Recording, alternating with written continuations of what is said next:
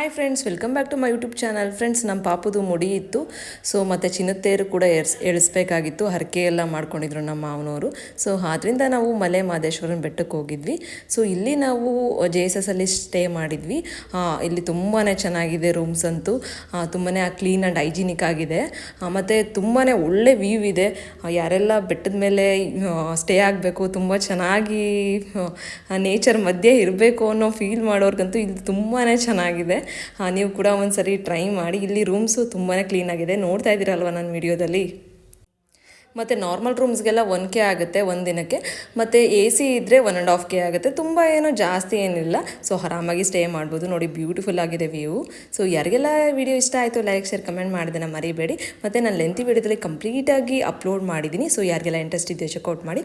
ಮತ್ತು ಯಾರೋ ಸಬ್ಸ್ಕ್ರೈಬ್ ಮಾಡ್ಕೊಂಡಿಲ್ವೋ ದಯವಿಟ್ಟು ಸಬ್ಸ್ಕ್ರೈಬ್ ಮಾಡ್ಕೊಂಡು ನೋಡಿ ನನ್ನ ಚಾನಲ್ನ.